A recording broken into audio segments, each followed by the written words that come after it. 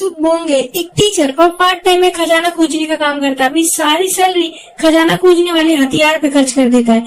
इसी चक्कर में लाखों का कर्जा चढ़ा हुआ है इसके ऊपर। और ये बुद्ध भगवान की 2 गोल्डन मूर्ति खोज रहा होता है। कोरियन के फ्रीडम फाइटर को किसी जापानीज ने वो गिफ्ट किया था, पर जब वो लेकर जा रहा था तो किसी जापानीज ने उसको मार कर वो मूर्ति छीन ली और कहीं पर ले जाकर उसको छुपा दिया। और वो कहाँ पर है किसी को नहीं पता। उस आदमी की पीढ़ी का ही मेंबर होता है ये अपना सुख। और मूर्ति तो भाई चाहिए ही होती है इसको, क्योंकि उसकी कीमत बिलियंस में होती है। पर मूर्ति से पहले ये म्यांमार में खजाना खोजने जाने वाला है, पर इसने 100 मिलियन वॉल उधार लेकर एक इक्विपमेंट मंगाया हुआ है जिससे कि खजाना खोजेगा वहां जाकर। पर म्यांमार में वॉर शुरू हो जाती है तो ट्रिप कैंसिल हो गई और जो इक्विपमेंट का पैसा था ना जिससे इसने उधार लिए थे वो इसके सर पे चढ़ के नाचने लग जाती है, पैसे देते हमारे। ये है इसका भाई जू, और ये एक कंपनी में मैनेजर होता है। दिखने में बहुत हैंडसम है तो लड़कियों के बीच पॉपुलर होता है और आज हाईवे प्रोजेक्ट के बारे में बता रहा होता है। एक कलीग का कहना होता है कि हाईवे बीच टाउन से निकाल दो, बनाने में टाइम कम लगेगा और पैसा भी कम खर्च होगा। पर जू का कहना है कि नहीं, साइड से निकाल के लेकर चलो हाईवे को, ज्यादा अच्छा रहेगा, क्योंकि जो टाउन होता है ना वो जू का ही होता है। वो जू से कहते कि बताओ तुम साइड से क्यों निकलवाना चाहते हो। अब ये कहता है कि निकाल दो यार, इससे बढ़िया तो मुझे जॉब से निकाल दो। और दोस्त इसकी बात को सीरियस लेकर इसको जॉब से लात मार के निकाल देते। दोनों भाई की ऐसी तैसी हुई पड़ी होती है। तभी खबर आती है कि गाँव में इनके पिता की डेथ हो गई है, अब इनको फ्यूनरल के लिए जाना होगा। दोनों कई सालों बाद अपने टाउन जाएंगे। सुख बस लेकर अपने घर जाने लग जाता है। रास्ते में से जू की कार मिलती है जो कि टायर पंचर हो गया तो बना रहा होता है, ये इसको मिलता है। दोनों भाई फिर कार में साथ में आने लग जाते हैं। सफर आगे बढ़ता है, दोनों सालों बाद मिले हैं और टाउन भी जा रहे होते हैं सोल से। तो दोनों में हो जाती है बहस, क्योंकि एक दूसरे की ना बनती नहीं है दोनों की बिल्कुल भी। सुख बड़ा है और जू छोटा होता है। दोनों की लड़ाई के बीच में ये कुछ कार से उड़ा देते हैं। उधर कर देखते हैं तो पता नहीं चलता, तो एक कहता है कि हो सकता है जानवर होगा, जू कहता नहीं जानवर तो नहीं था, कुछ तो था। और चेक करने से पता चलता है कि वहीं पर एक लड़की की बॉडी पड़ी हुई है। अब ये देख के उनके तो होश उड़ जाते भाई। सुख इमरजेंसी कॉल करके बताता है सामने वाले को सब, तो कहता है हमें वहाँ पर इमरजेंसी भेजने में काफी घंटे लगेंगे, तो तुम दोनों उठाओ उसको और हॉस्पिटल लेकर जाओ। और इस लड़की की तलाशी लेने पर इसका विजिटिंग कार्ड मिलता है। ये लड़की रो रहा होती है, वो दोनों उठा के कार में डालते हैं इसको, तो उसका सर दरवाजे से लग जाता है, कभी बंद करते हुए खोलते हुए, और कुछ देर बाद रोना को हो जाता है और कहती है मेरा सर दर्द कर रहा है, और अजीब बातें करती है पागलों जैसी, और कहती है कि गर्मी बहुत लग रही है मुझे, जबकि मौसम सर्दियों का होता है। काफी भयंकर तरीके से हंसने लग जाती है और अजीब अजीब मुंह बनाती है और अजीब अजीब बातें करती है। जो कहता है कि मैं तुम्हें हॉस्पिटल छोड़ दूंगा, बताओ कहाँ छोड़ू। रोना कहती है कि नहीं, मुझे तुम कहीं भी छोड़ दो। इन्हें लगता है कि सर में चोट आने की वजह से पागल हो गई बेचारी, तो इसे रोड पर छोड़कर चले जाते हैं। सुख इसको अपना कार्ड भी दे देता है, जरूरत हो तो कॉल कर लेना। दोनों घर आते हैं। यहाँ पर एक पुरानी बात इनको याद आती है कि ये जब लास्ट डे अपनी मॉम के फ्यूनरल के लिए यहाँ पर आए थे तो इसके फादर से इनकी लड़ाई हो गई थी। इसके चाचा ताऊ दादा सब थे यहाँ पर, सब इनको चिल्ला रहे, गाली बकने लगे, कह रहे कि हमने तुम्हें इतनी सारी कॉल्स की, जब तुम्हारी मॉम की डेथ हुई थी तो तुमने एक भी कॉल रिसीव क्यों नहीं किया। ये दोनों कहते कि हमें एक भी कॉल नहीं आई है। डैड मॉम को परेशान किया करते थे, वो बड़ी थी घर में, मतलब बड़ी बहू थी आगे, तो उनसे नौकरानी जैसे काम कराया जाता था, और उन्हें कैंसर हो गया था तो डैड ने उनका इलाज भी नहीं करवाया क्योंकि ये पैसे बचाना चाहते थे। अब मॉम के जाने के बाद हमें बताया था कि नहीं ये मर चुकी है। डैड कहते कि तुम दोनों घटिया हो एक नंबर के, मॉम के फ्यूनरल में नहीं आए थे तो भाग लो यहाँ से, और कहते कि दोबारा कभी यहाँ मत जाना है होम टाउन में। बस फिर क्या लड़ाई वड़ाई शुरू हो जाती है। सुख का कजन पुलिस वाला होता है, फायर करके फाइट को रुकवाता है। इतने भयंकर तरीके से लड़ते हैं और प्रेजेंट में ये अपने डैड की बॉडी को देख रहे होते हैं। फिर इसके दादा और अंकल फ्यूनरल के लिए इन्हें ट्रेडिशनल ड्रेस पहनने को कहते हैं। दोनों मना कर देते हैं, ये बोल के कि आजकल ये कौन पहनता है। पर फ्यूनरल का सारा जो काम होता है ना वो बड़े बेटे को दिया जाता है, जैसे कि होता है तो सुख को दिया जा रहा होता है। पर सुख मना कर रहा है, मैं नहीं कर रहा कुछ भी।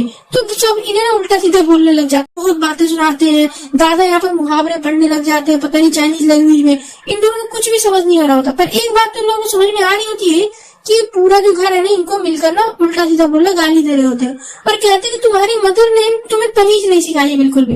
यहाँ से सुख अपने कजन और अपने दादाजी के साथ अपने पूर्वजों के टेम्पल में आता है। यहाँ पर काफी पुरानी चीजें होती है। दादा कहते हैं कि हमारी फैमिली का खजाना है बहुत कीमती, सुख को चाहिए पैसे उधार चुकाने तो है। तो दादा से कहता है कि ये सब सामान का प्राइस कितना होगा। दादा निकालते हैं लट और कहते चले जब दोबारा टेम्पल में आ मुझे भाग यहाँ से। और रात को जू सुख से कहता है कि तुम बड़े बेटे हो, तुम्हें प्रॉपर्टी तो घर के अंदर मिलेगी ना, धन दौलत तो मेरे को आधी दे देना। वो सुख कहता भाई कौन सी प्रॉपर्टी, क्या मिलेगा, कुछ नहीं मिलेगा मेरे को, इन लोगों ने मेरा जीना हराम करके रख दिया। दिया है, पैसे नहीं दे रहे, ये नहीं दे रहे, वो नहीं। जू कहते कि तुम कर्जे में डूब जाते हो और तुम यहाँ पे पैसे मांगने पहुंच जाते हो। कितनी बार फैमिली ने तुम्हारा कर्जा चुकाया, भूलो मत इस बात को।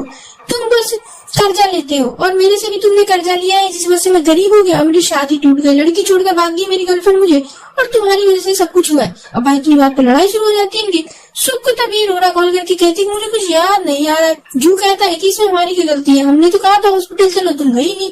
तो इतने में आंधी चलती, लाइटें वाइटें बंद हो जाती है और जू डर जाता है। और बाहर ना एक खबर आती है कि मोंग आया हुआ है। ये दादा अंकल से कहता है कि तुम्हारे पूर्वज तुमसे नाराज है, तुम ख्याल नहीं रखते हो उनका, और तुम्हारे घर में भूत भी है यहाँ पर, तुम्हें यहीं पर रहूंगा कुछ दिनों तक, तुम लोग बस मुझे 3 टाइम का खाना दे दिया करना और कुछ नहीं चाहिए मुझे।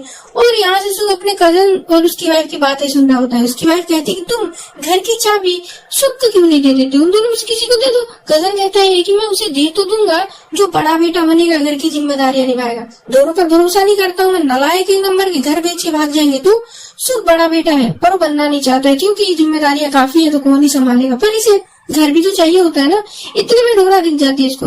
रात को छाता लेकर आई है, बोल रही होती है कि लगता है स्नोफॉल होने वाली है, और कहती है कि मैं यहाँ किसी से मिलने आई थी, पर किससे मिलने आई थी मुझे याद नहीं आ रहा। ये से रोरा कह के बुलाता है। ये कहती है तुम मेरा नाम कैसे पता। ये कहता है कि तुम्हारे पास कार्ड मिला था, उस पर लिखा था।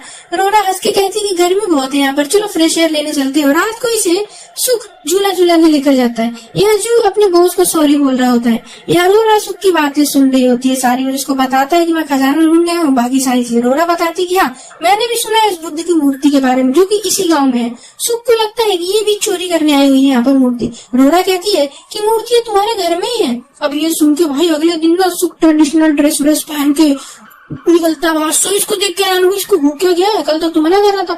ये इसलिए कर रहा होता है ना ताकि घर में ना मतलब बड़ा बेटा बन जाए, इसको अनुमति मिल जाए पूरे घर में घूमने की, और घर को ना खोद खोद कर ना उसके अंदर के खजाना निकाल सके। इतने में जू की ना कलीग आ जाती है यहाँ पर। ये सारा होती है, सारा को घर के बुजुर्ग से मिलवाता है ये, और पूछते हैं लोग कि खाना बना लेती है और कौन सी फैमिली से हो, फैमिली में फेमस कौन था, शादी के बाद घर की जिम्मेदारी निभा पाओगी कि नहीं। जो कहते हैं एक सेकंड ये सब क्यों पूछ रहे हो तुम लोग, सब कहते हैं कि हमारे घर की बहू बनेगी, ये तो पूछ रहे हैं इसीलिए ना। जू कहता है काम करते हम साथ में, शादी के लिए नहीं मिलवा रहा हूँ, ये मुझसे बड़ी भी है। और बाहर आके बॉस को कॉल करती है, सारा दे देती है इसको। बॉस कहते हैं कि वाह तुम तो उसी टाउन के हो जहाँ से हमारा वो निकलने वाला है, नहीं हाईवे, तो ऐसा करो गाँव के लोगों को मनाओ, उनकी जमीनें लो और मैं तुम्हें नौकरी दे दूंगा वापस से। सारा भी यहाँ पर तो गुस्सा होती है, क्योंकि ये दोनों एक्चुअल में रिलेशनशिप में एक दूसरे को पसंद करते थे, पर इसने अपनी फैमिली के सामने उसको एक तरह से मना कर दिया, तो ये गुस्सा होती है, ब्रेकअप करके यहाँ से चली जाती है। इतने में रोरा फिर आ जाती है और जू इसे झूला झूलाने ले जाता है। और जू समझ जाता है कि सर पे चोट लगने से नहीं बल्कि ये पहले से ही पागल है। यहाँ सुख ने अपनी टीम बुला ली होती है और घर में भाई खुदाई चालू हो गई होती है।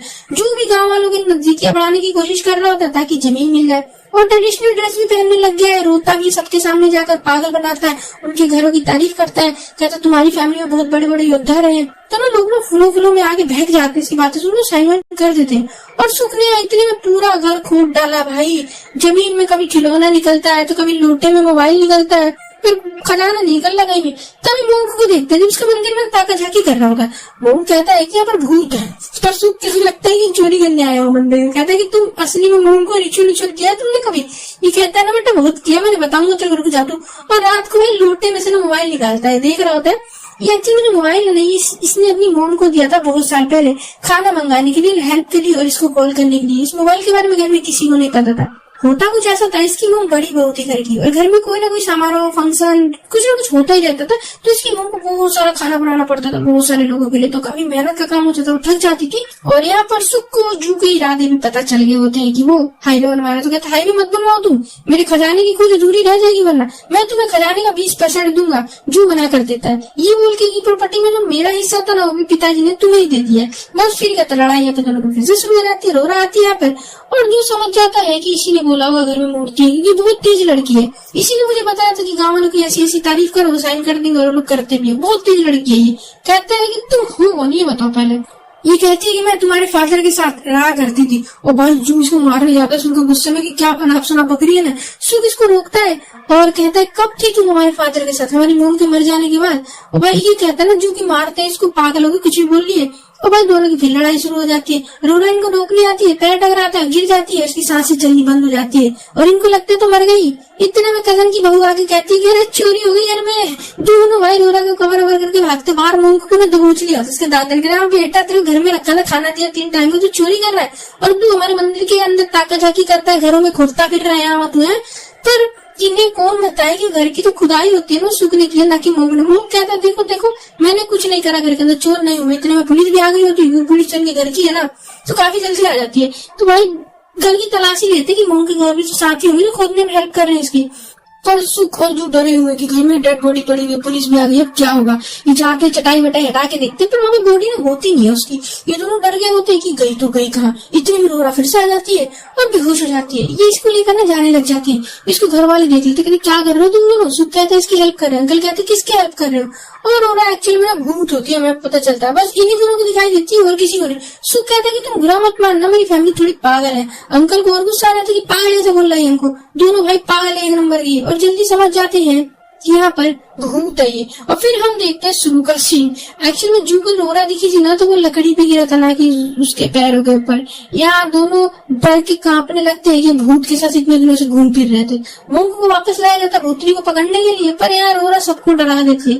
और फिर मूंग अपनी टोपी हटाता है और ये लोग मूंग का चेहरा देख पाते हैं। मूंग इनके घर का ही मेंबर होता है, ये घर का बड़ा बेटा है जो की जिम्मेदारियों के डर से भाग गया था घर से, बचपन में मूंग बन गया था। और फिर इसके अंकल बताते हैं कि इसके भागने के बाद हमने एक दूर के रिश्तेदार जो कि गरीब हुआ करते थे उनके बच्चे को गोद ले लिया और वो तुम्हारे पिता थे। तुम्हारे फादर को हमने पाला पोसा और तुम दोनों आए। फिर अब ये सुनकर इन दोनों का और दिमाग खराब हो जाता है कि तुम लोग मेरे फादर को अडॉप्ट करके लाए, उसके बाद यहाँ पे मेरे फादर मेरी मॉम को नौकर बनाया और तुम लोग हमारे साथ यही चीजें कर रहे हो। अगले दिन सुख फिर मंदिर से सारा खजाना वजाना लेकर ना गुस्से में भाग जाता है और भाई उसे खूब गाली देते, इसको घर वाले बहुत गाली देते। और कजन को ना बड़ा बेटा बनाया जाता है, उसकी वाइफ भी बेहोश हो जाती है सुन के, क्योंकि अब उसको ना रोज खाना बनाना पड़ेगा बहुत लोगों के लिए, क्योंकि बड़ी बहू बन जाएगी ना फिर। अब जू कहता है सुनो सुनो अंकल मैं लेकर आ जाऊंगा खजाना भी और सुख को भी, बस आप लोग को पीछे करके पहाड़ी है ना उसके पेपर साइन करने होंगे क्योंकि वो मेरे को चाहिए, ठीक है। तो सुख को लेने ही जाता है और उसको उठाकर लेकर भी आ जाता है। और इसके घर वाले फिर से सुनाते हैं, इसको खूब गाली देते हैं लोगों को। पिता की मौत हो गई और तुम चोरी करके भाग रहे हो यहाँ से, माफी मांगो हम सबसे। सुख मानता है, कहता है कि तुम सबने मेरी मोम को मेहनत करवाई, काम करवाया, फिर उनकी मौत हो गई। और दादा इसमें सूप फेंक देते हैं, खूब गाली देते हैं पहले इसको। और फिर जू को ना इसको पेपर दे देते हैं, कहते ले जा बेटा भाग यहाँ से। और कहते हैं कि हमने हमेशा तुम्हारे फादर को अपना समझा था। सुख कहता है कि हमारे फादर घटिया आदमी थे एक नंबर के, उनकी वजह से हम उनसे नहीं मिल पाए। और फिर मंदिर में सामान रखने चला जाता है। इतने में इसको एक ना पेपर मिलता है जिसपे कुछ बातें लिखी होती है। इसके डैड ने लिखी है, इसकी मॉम के आखिरी दिनों की कुछ बातें होती है। इसमें उन्होंने लिखा है कि इसकी मॉम बीमार हो गई थी और उनको ना भूलने की बीमारी थी। दोनों बेटे सियोल में चले गए थे और सुख भी कभी कभी यहाँ पर आया करता था बस पैसे लेने के लिए। इसे बीमारी के बारे में नहीं बताया उसकी मॉम ने। फादर उन्हें हॉस्पिटल ले जाने को भी कहते थे पर वो नहीं गए। उनका मानना था कि अगर मैं हॉस्पिटल जाऊंगी तो आस पड़ोस के लोग कहेंगे कि इस घर की बड़ी बहू को बीमारी है भूलने की, तो घर की बेइज्जती हो जाएगी। पर वो और जो फोन थे ना इनकी मॉम ने ही दफनाया था जमीन के अंदर, कुछ यादें थी उनकी वो। और धीरे धीरे ये अपने हस्बैंड तक को भूलने लगी। डैड ने इन्हें घर से बाहर जाना भी बंद कर दिया था, वरना कहीं जाकर ये खो जाती। और सबको ये बताया घर में कि उनको कैंसर हो गया। और इसके डैड इसकी मॉम के फेवरेट फ्लावर्स भी उगाया करते थे पीछे वाली पहाड़ी पर। इसकी मॉम कहती है एक दिन की तुम कौन हो। फादर कहते हैं कि मैं माली हूँ, यहाँ काम करने आता हूँ कई सालों से। मॉम कहती है क्या मैंने कभी बच्चे पैदा किए, क्या मेरे बच्चे हैं। डैड कहते हैं कि हाँ 2 बेटे हैं तुम्हारे, एक खजाना खोजता है और दूसरा बहुत हैंडसम है। मॉम के मर जाने के बाद फैमिली वाले उनको 2 सेकंड में भूल गए थे।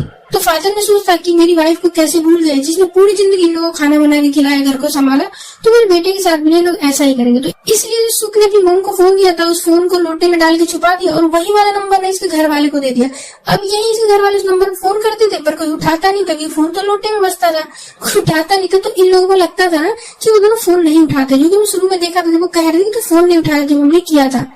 और ये लोग कॉल करके थक गए थे। फादर नहीं चाहते थे कि मेरे बेटे का भी ना वही हाल हो, जिम्मेदारी होगी इसे दब जाए जैसा कि इसकी वाइफ के साथ हुआ था। और जब दोनों भाई मोम की डेथ पर यहाँ पर आए थे तो इनके फादर ने गुस्से में ये कहा था कि चले जाओ यहाँ से, वापस कभी मत आना इस गाँव में।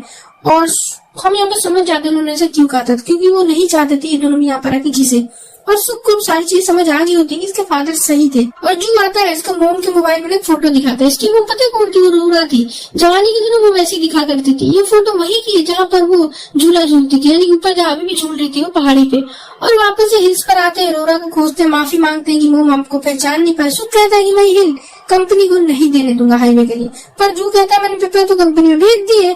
अब भाई दोनों कंपनी में चले जाते पेपर्स लेने के लिए। सुख को आ जाता है टॉयलेट, तो टॉयलेट चला जाता है और जू आता है अपने बॉस से पेपर मांगने के लिए। छीन के भागने लगता है, भागा दौड़ी होती है बहुत ज्यादा इनके में।